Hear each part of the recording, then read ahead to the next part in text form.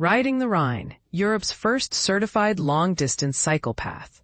Embark on a journey along the Rhine, Europe's first certified long-distance cycle path, spanning 1,450 kilometers from the North Sea to the Swiss Alps.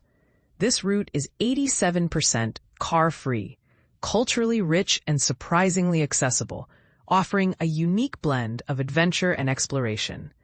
The challenge of logistics. I blame Eurostar and the airlines for my decision to cycle the Rhine. Their strict policies on transporting bicycles into Europe made it impractical to join a friend's cycling adventure across the French Alps. So I embarked on a solo journey, determined to explore the Rhine's beauty and charm. The Rhine Cycle Route, a milestone. My search led me to the Rhine Cycle Route, EV15, the first certified section of the Eurovelo cycling network. A remarkable 99,000-kilometer project crossing Europe by 2030. This route already connects Trondheim, Norway, to Santiago de Compostela, Spain, and is set to attract cycle tourism enthusiasts.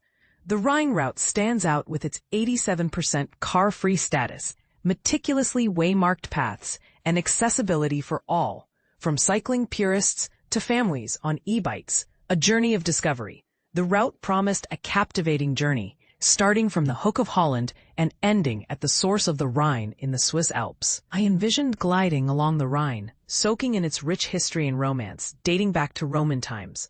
Planning the adventure, unaccustomed to cycling with luggage, I opted for a lightweight approach, carrying one bag on my handlebars and another on my saddle, weighing around 6 kilograms. This meant wearing lycra and bringing only one set of civilian clothing. I chose a road bike with skinny 25mm tires, sacrificing comfort for speed, and prepared for my first solo adventure in over 30 years. Starting in Cycling Nation, I began my journey in the Netherlands, a cycling-friendly country since the 1970s, when roads were redesigned for bikes. At the Hook of Holland, I gazed across the canalized Rhine to the open sea, ready to explore. Navigating Dutch roads, adjusting to Dutch road rules, where cyclists reign supreme, was a challenge. I learned that Dutch-style roundabouts were even built in places like Hemel Hempstead and Cambridge, causing confusion in Britain. The country's cycling culture is a marvel, and I had to adapt to its unique traffic rules. The first day's struggles. My first day's ride proved more challenging than anticipated. I arrived exhausted at my hotel in Dordrecht, having misjudged the distance.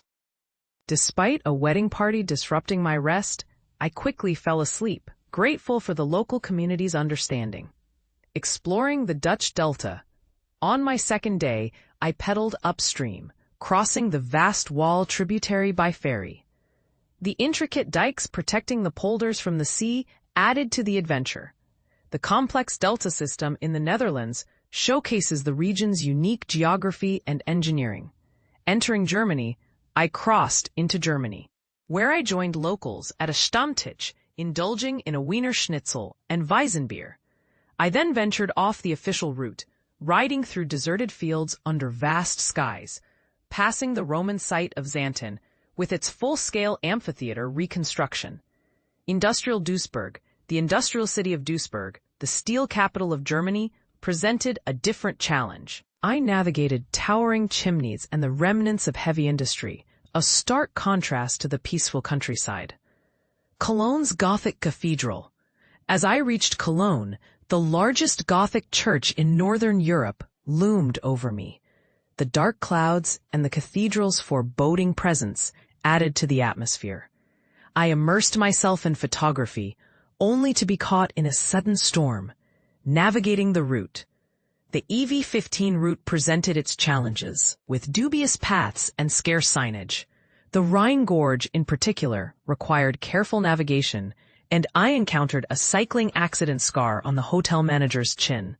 The digital GPX file on my phone often failed, making navigation frustrating. Rediscovering the joy of cycling. It was around this point that I rediscovered my passion for cycling. The Lorelei, a mythical cliff in the Rhine Gorge, offered a magical experience. I left the summer campers behind, embracing the full journey, making friends along the way. Intense encounters. My journey was filled with intense and uplifting encounters. I drafted behind a long-distance racer for hours, and a thunderstorm led me to a welcoming nunnery. These experiences showcased the warmth and diversity of the people I met. Basel's Cafe Society. I took a break in Basel, enjoying cafe society and the local culture. The city's swimming culture, with people floating downstream in fish-shaped bags, was a unique and refreshing experience. The final stretch. The stretch towards Lake Constance was a highlight, with the Rhine spanned by fairy tale-like wooden bridges. The medieval town of Stena Line, with its half-timbered houses and mythological facades, left a lasting impression. The Swiss Alps and Roman legacy.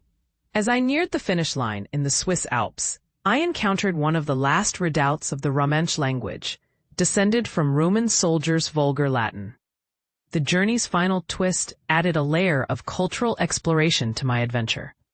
Conclusion. Cycling the Rhine was a transformative experience, offering a blend of adventure, history, and cultural immersion. It challenged me, surprised me, and left me with unforgettable memories.